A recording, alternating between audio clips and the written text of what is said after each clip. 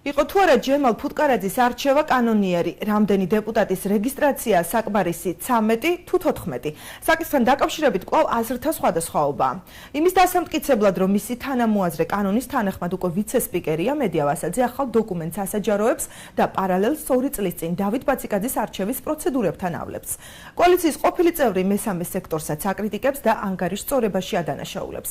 ვასაძის ბრალდებები და ოპონენტთა პასუხები სულხან მესხიძე მოისმინა.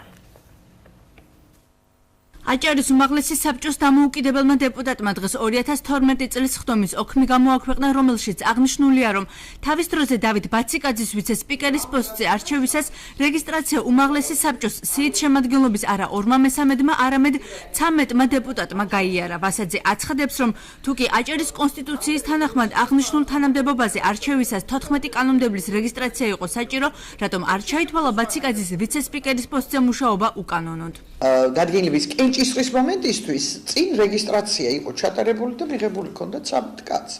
ეხლა სასახად გამორიცხული კანონი არ დარღვეულა და ეს კიდევ ერთხელ ადასტურებს, რომ ის რასაც ამ დროისთვის ამბობენ, ეს ასე ჭირდებათ. ალექსანდრე ჩიტიშვილი აცხადებს, რომ საბჭოს თავმჯდომარის მოადგილის ასარჩევად კონსტიტუციის მიხედვით 11 ხმა აუცილებელია. ჩიტიშვილი ირწმუნება, რომ რეგისტრაცია თავის დროზე 21-ვე დეპუტატმა გაიარა და არც აჭარის კონსტიტუცია დარღვეულა.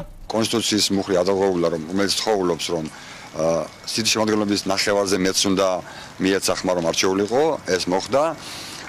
სამართლო კომისიის წევრები ატარებდნენ ამას და აი როგორ შეიძლება არ ყოფილიყო დარბაზში, თუ კი ატარებდნენ სტომას, იგი იყვნენ დარბაზში და 13-მე მიიღო მონაწილეობა არჩევნებში. ვასაძის მიერ გამოქვეყნებული დოკუმენტიდან ირკვევა, რომ 2012 წლის 28 ოქტომბრის ხდომაზე რეგისტრაცია 13-მა დეპუტატმა გაიარა. რეგისტრაციაში და შესაბამისად კენჭისყრაში მაშინ მონაწილეობა ნაციონალური მოძრაობის 8 დეპუტატს არ მიუღია.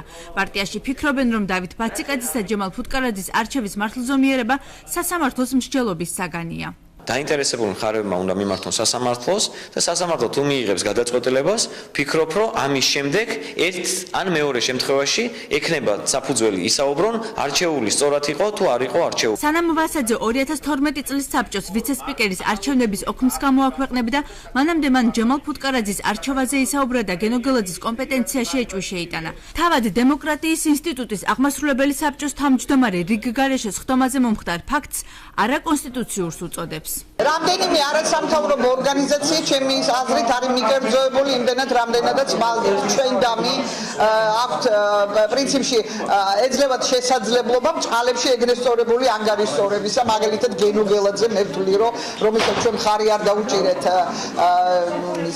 ბორდის შემადგენლობაში, ხელმძღვანელობს ამით. აჭარის კონსტიტუციაში ცალსახად არის დაფიქსირებული იმპერატიული ნორმა, რომ უმაღლესი საბჭოს თავმჯდომარის მოადგილე აირჩევა საბჭოს სიითი შემადგენლობის უმრავლესობით. საუბარია 11 ადამიანზე. საკითხზე დავით ბაციკაძე კომენტარს საქართველოში დაბრუნების შემდეგ გააკეთებს. საბჭოს იურისტმა კი გვითხრა, რომ ბაციკაძის არჩევა კანონიერად მოხდა.